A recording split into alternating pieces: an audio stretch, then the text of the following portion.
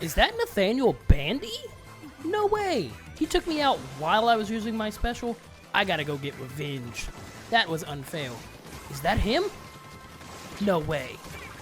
Ha! Suck it, Nathaniel Bandy! Just kidding. I love your content. Been watching for years. Well, this was the First Splatfest for Splatoon 3. Whoa, that was crazy. This is Gummy Gamer here to talk about my experience with my first Splatfest ever. Real quick here, here's my background with Splatoon. I bought a Wii U during the Black Friday of 2015. It was bundled, I can't speak. It was a bundle that included Super Smash Bros. And Splatoon. I was hyped, but not really for Splatoon. I really didn't know what the game was. I bought it and played a lot of Super Smash Bros. And other games that I later bought. I eventually played Splatoon a handful of times, but at the time I had no Wi-Fi. I just played the single player campaign. I believe it was called Hero Mode, maybe? I don't really recall. When I eventually got my Switch, I did buy Splatoon 2, but I still had no Wi-Fi. So just played the campaign, on and off, here and there. But about 3 months ago, I got Wi-Fi. Splatoon 2 was the first game in my head that I was really interested in playing online because it looked like so much fun. And my good buddy Platinum, he was interested in playing too. He convinced me to join on in, so I did. Over the last few months, I've gotten to about level 25, maybe a little bit lower, a little bit above. I can't really remember, it's been about a week or two since I've played. But I enjoyed the heck out of it. Funny thing is, I actually pre-ordered Splatoon 3 before even getting Wi-Fi. You know, it's mainly a multiplayer game, online multiplayer game, and I was interested enough from the single-player campaign that I still wanted it. This game series has had an awesome online community, so of course, I was going to want to jump into the open test file, and it did not disappoint whatsoever. By the way, I mained the Splatter shot. I also really mained that during the Splatfest. So, let's actually talk about Splatoon 3's open test file now.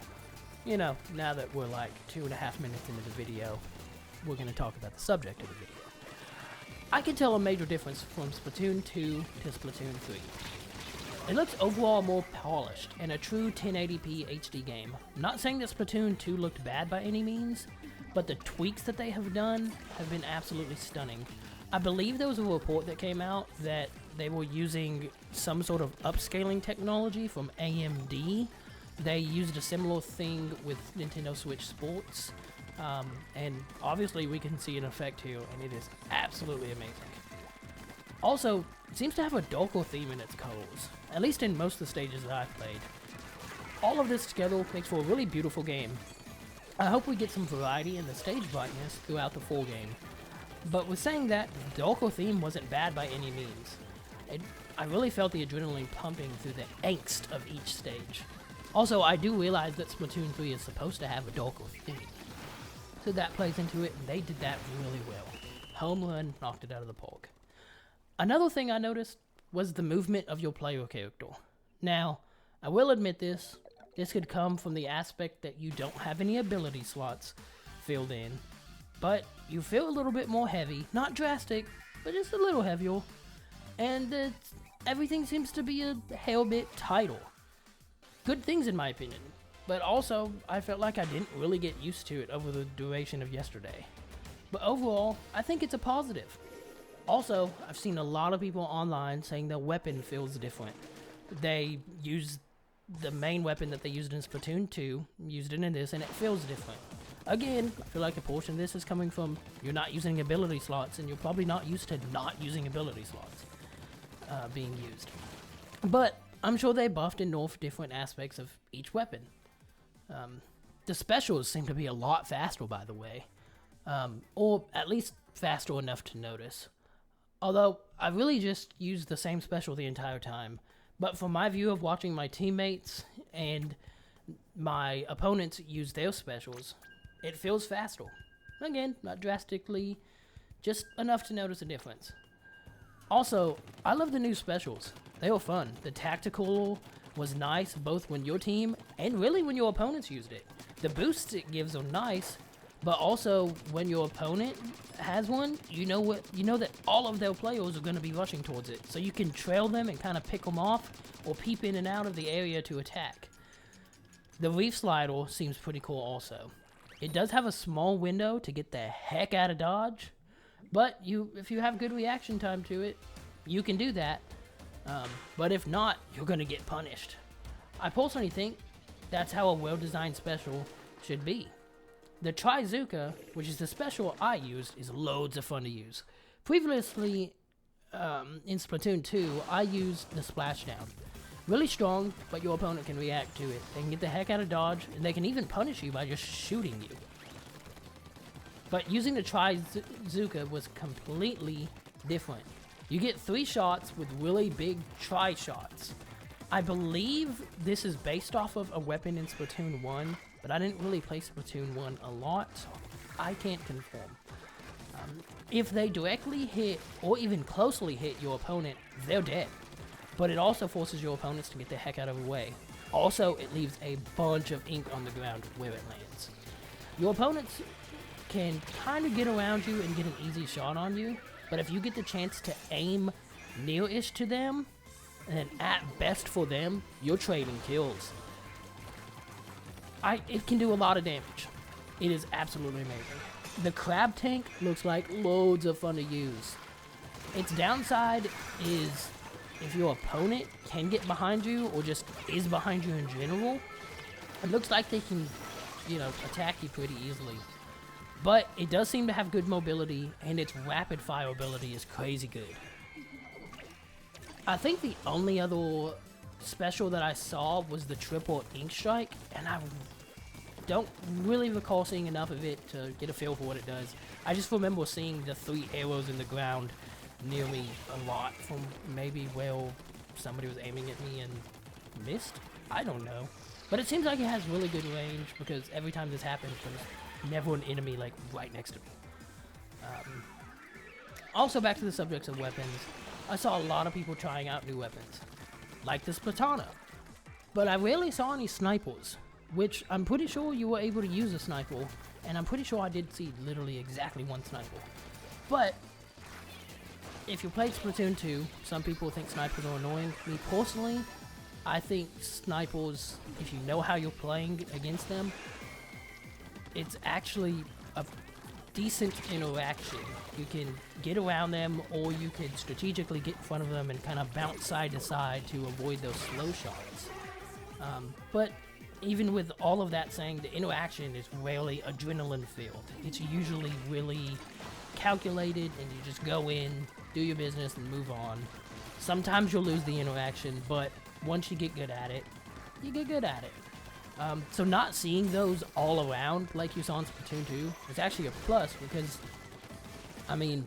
everything was adrenaline filled because everybody was rapidly shooting each other, and I just love that. Who knows what the meta is going to turn into, but I think it's great. Also, I think most of the previous sniper users were probably using the Splatana, so that's a good thing. And honestly, the Splatana seems to have really good range. But where am I? Because I went off on a little bit of a tangent. I do think a lot of people are going to use the new weapons. Of course. Duh. I don't know why I didn't say that. I think I'm actually going to give myself some versatility and try out some of them when the actual game comes out. Lastly, I will discuss the Tri-Wizard Tournament. Oh, wait, I've been reading too much Harry Potter lately. I mean the Tricolor Battles. This was the main event to the Splatfest. If you live under a rock and are unaware, but the new mode, exclusive to Splatfest, is the Tricolor Battles, which I lost my spot. Whichever team is in the lead midway through the Splatfest gets 4 people on their team. The other 2 teams get 2 apiece. In this Splatfest, Team Sizzles happened to be in the lead in my region halfway through, which is the team I chose. But man, those Tricolor Battles are tough. I only won 1. I'm pretty sure I was like 1-8 in those battles. Actually, for the whole day, I was like 18-22. Here's a screenshot right before my last battle, which of course was a loss. That's why I figured that I was 1822. But if you didn't have good teamwork being on this tricolor battle, and you were the defending team, meaning the team with 4, you were in for a bad day. I honestly wasn't expecting that going in. The only one that I won appeared to have people actually chatting on Discord on my team. It appeared to literally be 3 people walking in unison. They were doing great. I was just there to try to help.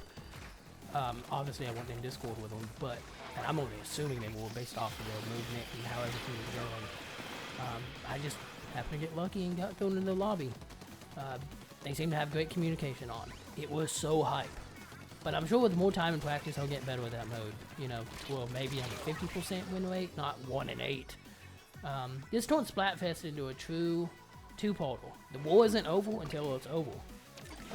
Last thing I wanted to touch on was the connection difference. And by that, I don't mean randomly losing signal.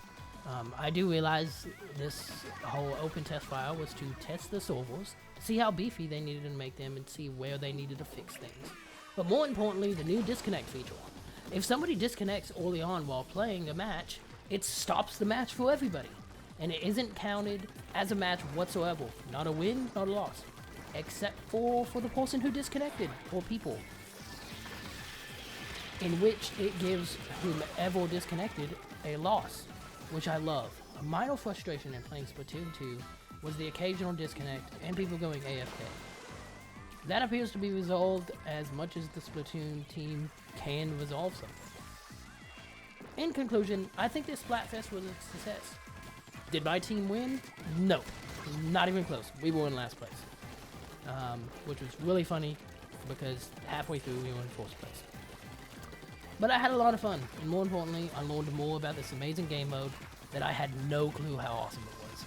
I'm looking forward to Splatoon 3 as a whole, and all future Splatfests. And as always, thank you for watching. Until next time, Gummy Gamer is not out yet.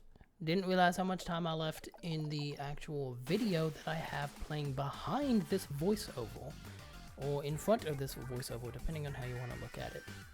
But either way, I guess I have one more match that I have to talk through, which is approximately 3 minutes. So you get to hear my lovely voice for 3 more minutes. Just kidding, this isn't a match. This is the recap of the Splatfest. I like the 3 new characters here. We got Shivel, Big Man, and the lady in the middle that I cannot remember the lady's name. She appears to not be talking right now, which is great because Fry. There we go. Her name is Fry. That is perfect. Me trying to do off-the-cusp commentary. But as we see, the votes are coming in. Boom! Team Rock got the most votes. Dang, rest in peace, Team Paper. The clout, which is how we did, I guess. Let's find out. Also, dang. Yep. Also, drop a comment down below. Is the clout system new, or is that something that they did in Splatoon 1 and 2? Or did they do it just purely based off of wins and losses? Like, how did they do that? I'm genuinely curious. Genuinely curious. Yeah. Sizzles was in the lead halfway through the day. And then we just got absolutely rocked once the tricolor battles were in place. It was insane. But, as always, thank you for watching. I really appreciate every single one of y'all. Looking forward to making Splatoon 3 content on the horizon in just another couple weeks. Well, stay tuned for more videos. As always, Gummy Gamer is out!